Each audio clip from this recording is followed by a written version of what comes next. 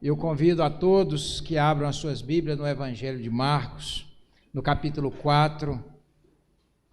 Nós vamos ler a partir do versículo 35, vamos fazer uma breve reflexão, porque nós temos ainda outras coisas aqui, para fazer, mas vamos ao centro do culto, que é a exposição da palavra.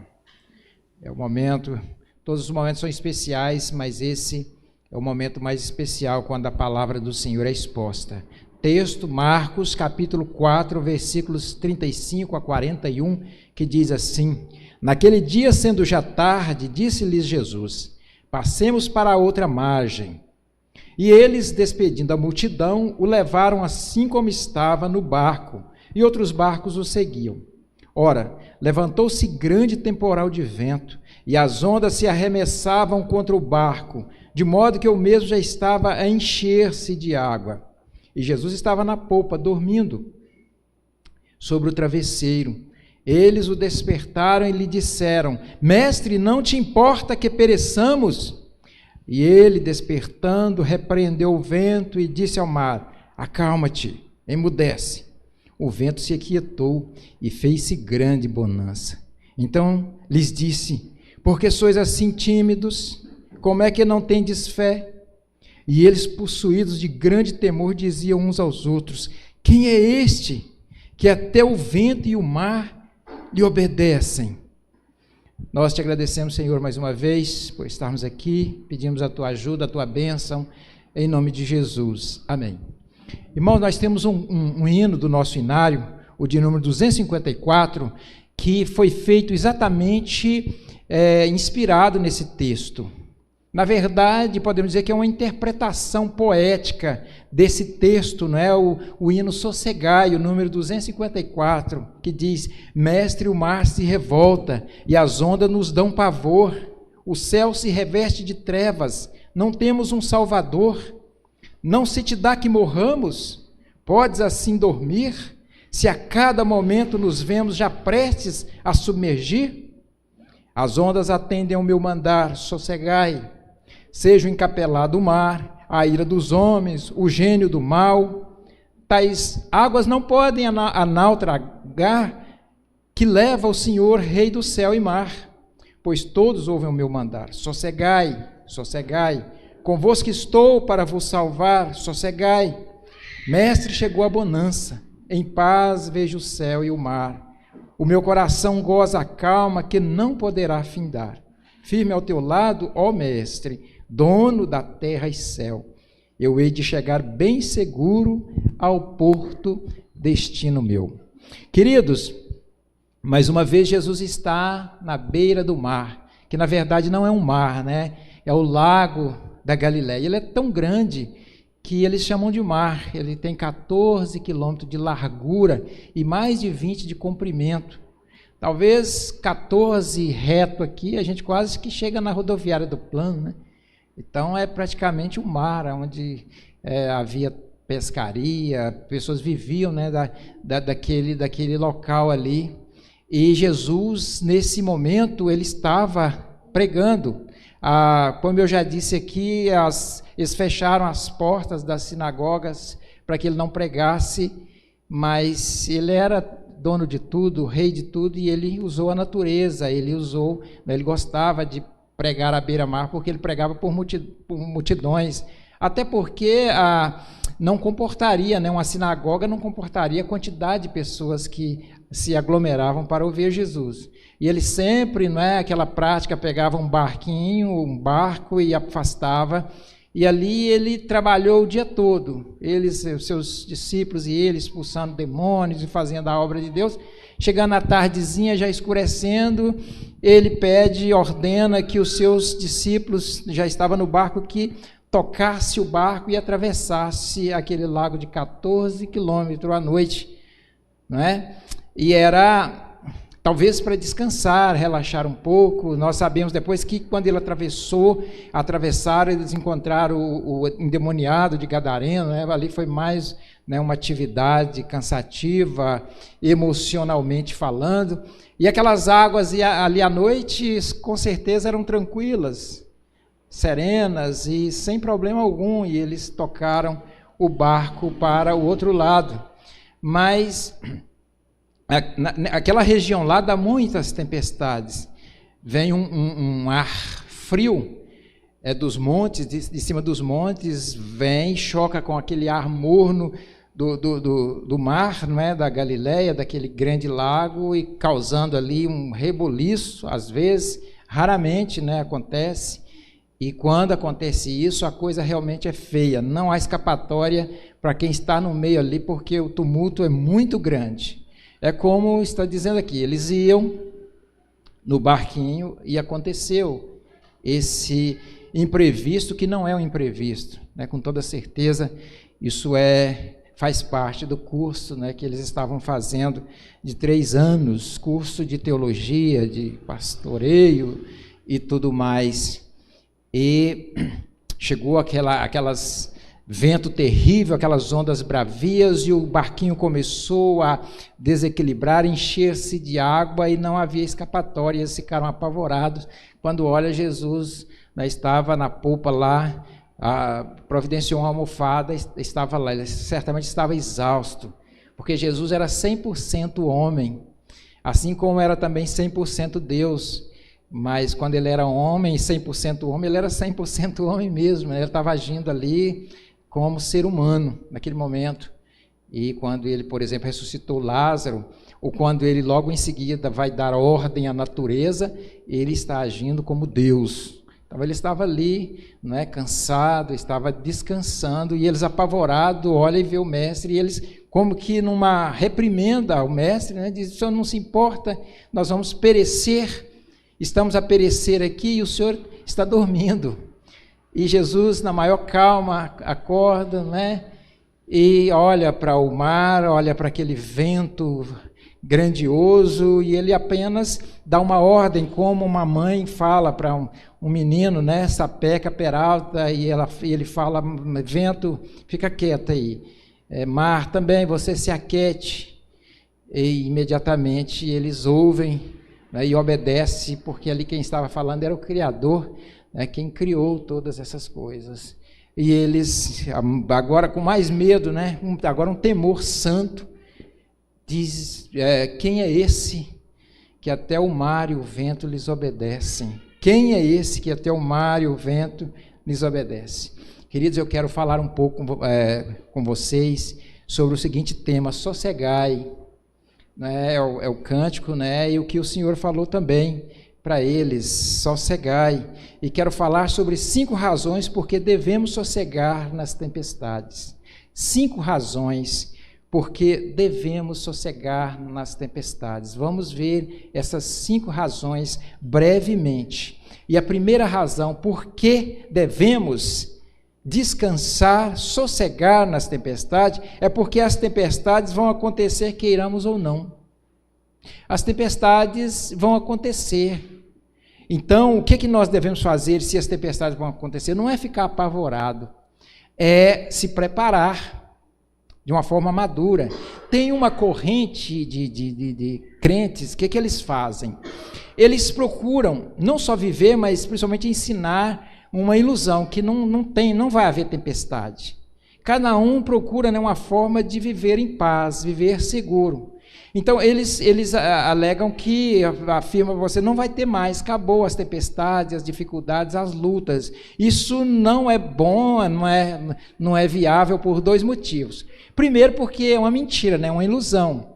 E segundo, porque quando vier a tempestade, que vai vir, a pessoa não tem estabilidade nenhuma, ela não foi preparada para que isso aconteça. Então, a forma certa é ter consciência, é se preparar. Né? Pode ser que aconteça, pode ser que não aconteça, mas que você esteja preparado, porque se acontecer, não é você. E outra coisa é descansar, é não viver preocupado com essas coisas. O Senhor não quer que fiquemos assim, então Ele quer que a gente descanse. Quando ela vier, nós estamos nos braços do Pai. Então, é descansar. Então, a primeira razão por que devemos sossegar nas tempestades é porque as tempestades vão acontecer, queiramos ou não. Olha o verso 37. Ora, levantou-se grande temporal de vento, e as ondas se arremessaram contra o barco, de modo que o mesmo já estava a encher-se de água. As tempestades da vida são inesperadas. Elas vão acontecer, não se sabe quando. É um acidente, uma enfermidade, uma crise no casamento, um desemprego. E boa parte dessas coisas, um acidente, por exemplo, a pessoa está cheia de saúde e sai, e de repente essas coisas acontecem. E não adianta dizer que não vai acontecer com o servo de Deus, com o crente, porque acontece. Não adianta viver na ilusão. A saída é descansar no Senhor, é entregar, isso aqui é entregar a vida para o Senhor. É se jogar, é crer no Senhor. Senhor, a partir de agora eu pertenço ao Senhor, eu quero descansar, porque essas coisas acontecem e são imprevistos que a gente não espera. De repente uma enfermidade na família, grave, na gente mesmo. Então, isso vai acontecer. Então, essa é a primeira, motivo, a razão, o porquê nós devemos descansar. Sossegar, porque as tempestades sempre vão acontecer. E ouça essa verdade, queridos. A tempestade aconteceu mesmo Jesus estando no barco. A conclusão que tiramos é que as tempestades da vida não têm nada a ver com a bondade ou a presença de Deus. As tempestades da vida não têm nada a ver com a bondade e a presença de Deus. Deus, ainda que seja bom ao extremo, que esteja presente, a tempestade vai acontecer. É isso que a gente aprende, porque aconteceu com os apóstolos. E com quem eles estavam? Com alguém que é amor puríssimo, com alguém que é Deus, nada mais do que Deus bondoso, e aconteceu. O pastor Hernandes, ele faz uma reflexão sobre isso de uma forma tão sábia. Olha o que ele diz: o fato de sermos fiéis a Deus não nos isenta da tempestade. Os discípulos tinham passado o dia ouvindo o mestre e fazendo sua obra, mas isso não os isentou da tempestade. Eles amavam a Jesus e tinham deixado tudo para seguir ou para segui-lo, mas isso não os poupou do mar revolto. Os discípulos entraram no barco por ordem expressa de Jesus e mesmo assim enfrentaram a tempestade. Eles estavam no centro da vontade de Deus e ainda enfrentaram ventos contrários. Eles estavam onde Jesus os mandou estar, fazendo o que Jesus os mandou fazer, indo para onde Jesus os mandou ir, e mesmo assim enfrentaram uma terrível tempestade. Conclusão: as aflições e as tempestades da vida fazem parte da jornada do cristão. Agora, irmãos, preste atenção numa coisa muito interessante. Agora que vem o consolo, o nosso conforto e a nossa alegria. Os discípulos foram parar no meio da tempestade, mas não afundaram porque Deus estava presente. Os amigos de Daniel foram parar no meio da fornalha, mas não foram torrados porque Deus estava presente na pessoa do anjo. Daniel foi parar no meio da cova dos leões, mas ele não foi devorado pelos leões porque Deus estava presente ali na pessoa do anjo. Nós estamos num barquinho cruzando um grande mar, não tenha dúvida disso. Nós estamos num barquinho cruzando um grande mar bravio. Já percebeu isso? Mas a pergunta que não quer calar é: Jesus está de fato nesse barco? Deus está presente nesse barco? Você está na presença de Deus? Se você está na presença de Deus, não há motivo para você entrar em pânico. Eu te pergunto, Deus afunda? Deus pode afundar? É óbvio que não. Então, se você está com Ele, e se você mesmo assim você tiver medo, tiver aquele medo, você raciocina que Ele não afunda, então gruda nele. Então, a lógica, você não vai afundar. Se Ele não vai afundar, você não afunda também, então você gruda nele, fica bem grudado nele, que você não afunda. É isso que acontece. As lutas vão vir, as tempestades, não adianta eu iludir você que não vai acontecer, que você vem aqui, a Getsemane, a IPGET, a igreja que quando as pessoas vêm, acabam os problemas. Não, mas aqui nós vamos procurar estar na presença de Deus, colocar Deus no nosso barco, na nossa vida, porque quando vier as tempestades, elas virão, mas nós não vamos afundar de jeito nenhum. Mas, queridos, além de termos convicção de que a tempestade vai acontecer, devemos lembrar que nosso mestre sossegou. Se o nosso mestre, que nos ensina, sossegou, então nós também devemos sossegar. Ele queria nos ensinar que nós devíamos sossegar. Essa é a segunda razão por que devemos sossegar. Veja o verso 38. E Jesus estava na popa dormindo sobre o travesseiro. Vocês acham que essa tempestade pegou Jesus de surpresa? Pegou Deus de surpresa? É óbvio que não.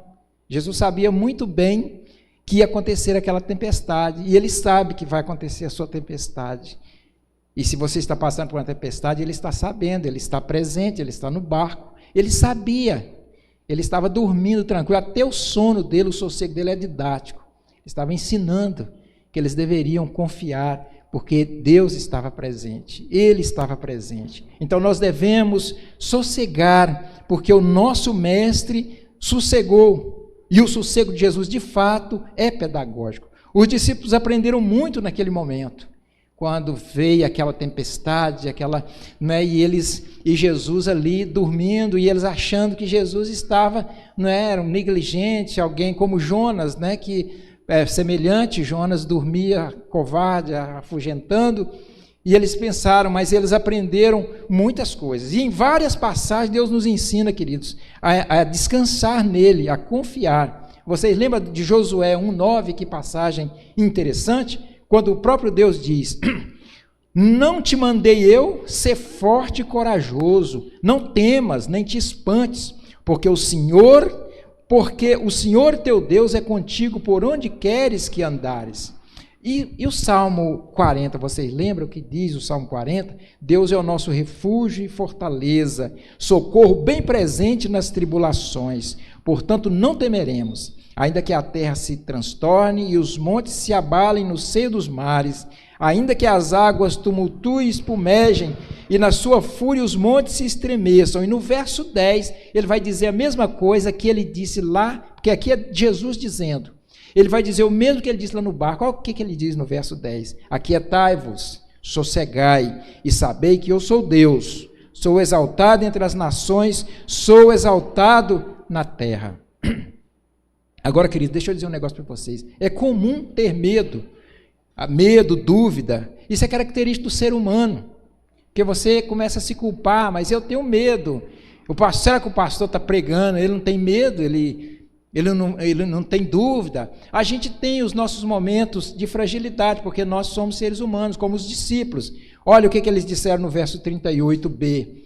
Eles o despertaram e lhe disseram: mestre, não te importa que pereçamos? É compreensível sentir medo e insegurança, mas abandonar o barco é covardia. Abandonar o barco, não crer no Senhor. Nós temos as nossas fragilidades, obviamente. Jesus ali no Getsêmani suou, sangue, e ele disse: Senhor, se for possível, passe de mim esse cálice. Mas a confiança, irmãos, a crença, crer que Jesus está presente e que você não vai naufragar, que você não vai afundar, você precisa crer. E é diferente aqui os apóstolos da gente. Porque os apóstolos, o Senhor fala bravo com eles, o Senhor exige deles. Por quê? Porque o Senhor estava com eles e Jesus já tinha se revelado como Deus para eles. Já tinha feito grandes milagres, já tinha demonstrado que era o Filho de Deus. Então eles deveriam sim crer. Foi um vacilo, um cochilo, uma distração deles. Porque eles sabiam que estava com o Filho de Deus. Jesus já estava ali, já tinha uns 30% do seu ministério, de sua obra ali junto com eles. Ele já tinha feito, inclusive eles estavam ali contando as suas parábolas, fazendo as suas obras junto com eles. Então eles tinham todo motivo para crer que Jesus estava ali e eles deviam crer. Mas essa questão, queridos, de abandonar o barco, Jesus está no barco, eu abandonar o barco, ao invés de eu aproximar mais, eu vou afastar. Então isso é covardia. Então nas tempestades, saiba que o Senhor está no barco e você não pode pular do barco. É pior. Aí é que a coisa fica perigosa, porque Jesus está no barco. Jesus está presente. E a terceira razão por que devemos sossegar na tempestade é que barco que Jesus está não afunda, como nós já dissemos. Barco que Jesus está, é por isso que nós devemos sossegar. Ele está no barco, nós temos convicção de que ele está no barco, então descansemos, porque barco que o Senhor está não pode afundar, Deus não afunda. Não tem como Deus afundar. Olha o verso 39. E ele, despertando, repreendeu o vento e disse ao mar: acalma-te, emudece. O vento se aquietou e fez-se grande bonança. Olha, isso é a criação dele. Como é que Deus pode afundar numa coisinha para ele tão insignificante, que ele mesmo criou? Ele é tão grande. Então ele bastou ele dar uma ordem, é a sua criação. Então não tem como. Eu vou ler um pequeno trecho agora para vocês desse hino, porque ele está numa linguagem poética.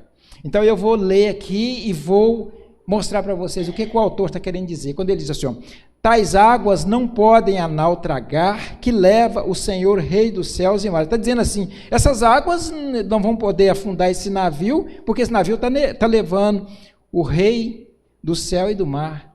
É isso que ele está dizendo. Essas águas não vão poder afundar esse barco, porque esse barco está levando o Senhor, Rei dos céus e mar. Não é isso que ele está dizendo? Olha de novo. Tais águas não podem a nau tragar, que leva o Senhor, Rei do céu e mar.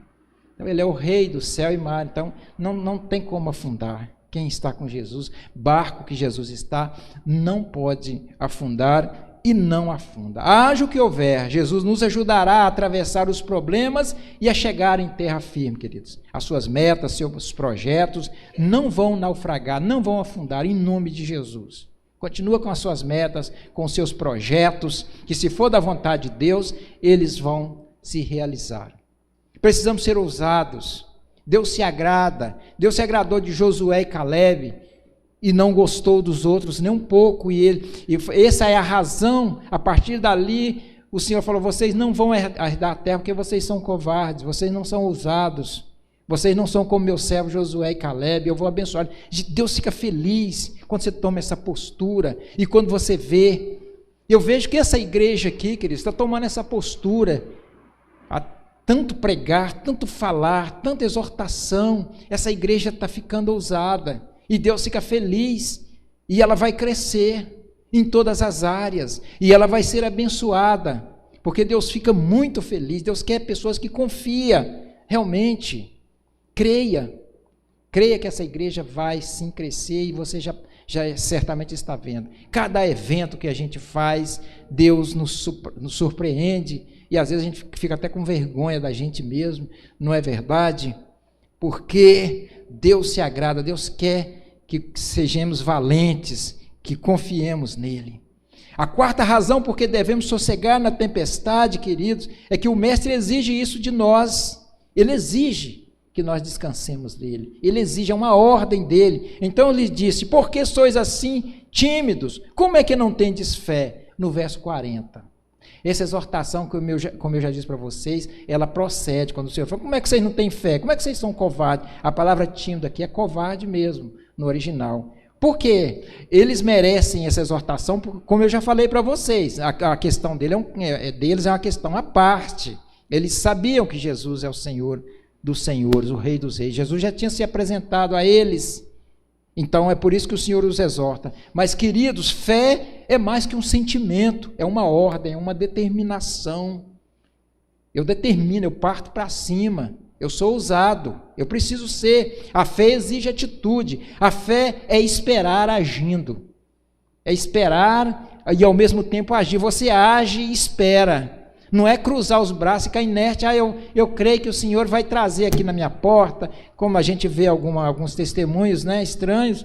Aí veio, bateu e veio. Não, você tem que partir para cima. Você tem que ser ousado. Deus não gosta de inércia, não.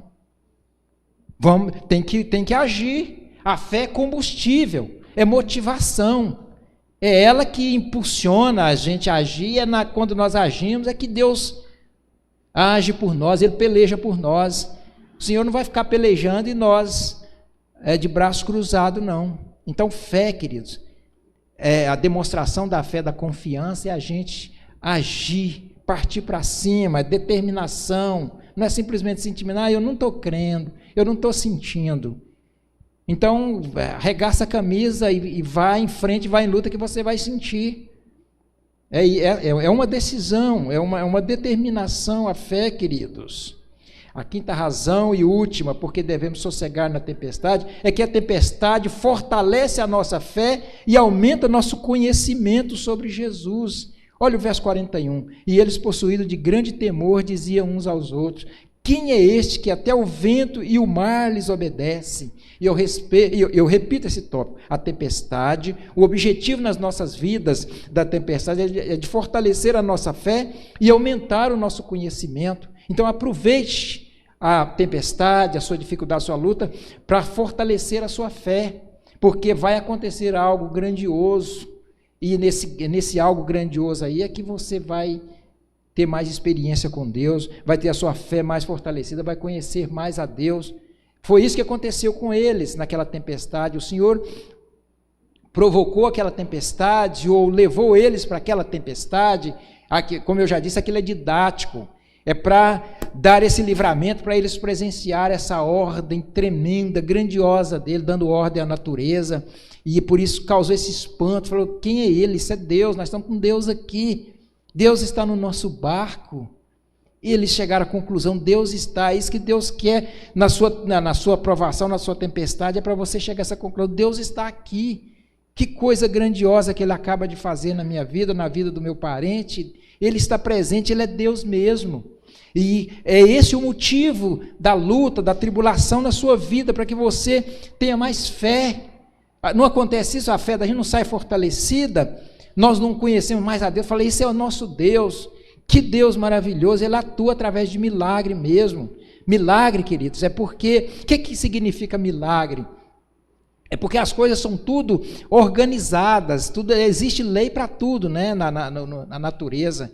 Mas quando uma lei é quebrada, Deus quebra a lei, Ele está acima das leis que Ele mesmo estabeleceu, da medicina, enfim, de remédio, qualquer coisa, tudo é assim, não é? É tudo por lei, a cura por meio do remédio, e o médico, tudo organizadinho. Quando quebra isso, Jesus está acima disso, então Ele quebra esse tipo de coisa. Então Ele quebra, isso é milagre, quando quebra as leis da natureza, age fora das leis da natureza. Então, queridos, a tempestade é para isso, lembre-se disso. E você lembra agora de que já aconteceu, e você fala: poxa, que coisa tremenda, esse Deus é Deus mesmo, Ele é grandioso, e você sai fortalecido. Mas isso não é para os covardes, porque os covardes não passam por essa experiência, porque eles fogem do barco, eles pulam fora, eles não permanecem ali firme na igreja, na presença de Deus, nas suas lutas, nas suas tribulações. Ele é covarde, ele corre. É nesse sentido, não é ter medo. Momentos de fragilidade todos nós temos. Isso não é covardia. Covardia é você fugir. Fique até o final que você vai ver. Se você ficar, resistir na presença de Deus, você vai ver, porque Ele está no barco, então você vai ver a presença dEle. Você vai sentir a obra dEle, a mão dEle, e vai experimentar o grande milagre dEle. Concluindo, queridos, quero lembrar vocês que a tempestade vai acontecer, queiramos ou não, mas nosso mestre sossega na tempestade e nos ensina que devemos sossegar também, porque barco que ele está não pode afundar. E devemos tirar proveito das tempestades, é proveito. Tudo contribui para o bem daquele que ama a Deus. Então a sua luta ela pode se transformar numa grande bênção, num crescimento para você, numa aproximação maior de Deus, num coração mais doativo, mais bondoso para com as pessoas. Então pegue essa luta, essa tribulação, usa ela como um trampolim para você dar um pulo. Use essa luta, essa tribulação como um degrau para você subir, aproximar mais de Deus, ser mais humano com as pessoas e ter mais fé no Senhor e conhecer Ele, porque depois da luta, depois da tempestade vem a bonança. A tempestade não vai continuar, essa luta vai passar, ela não é eterna. ela vai passar, e quando ela passar, você vai ver o livramento, vai ver a vitória e vai conhecer Deus muito mais do que você conhece. Que o Senhor nos abençoe. Vamos nos colocar em pé nesse momento e vamos orar ao Senhor, já terminando essa parte do nosso culto. Ó Deus, muito obrigado, Jesus, por estar presente nas nossas vidas, no nosso barco. E nós cremos que barco que o Senhor está, ele não pode afundar, e o Senhor está na nossa vida, o Senhor está no nosso barco, Senhor. Quando vier as tribulações, as tempestades, que possamos crer nisso, que possamos lembrar de que o Senhor está presente, sermos fortalecidos e passar por esse momento de luta, aguardando o grande livramento, a grande vitória do Senhor, porque Tu és o nosso Deus. Fortaleça as nossas vidas, que não venhamos em momento algum desanimar, nos acovardar, afastar-nos da Tua presença. Pelo contrário, que essas provações, que essas dificuldades sirvam de escada para nós aproximar, para nós subirmos mais em direção ao Senhor. O Senhor nos abençoe, nos capacite em nome de Jesus. Amém.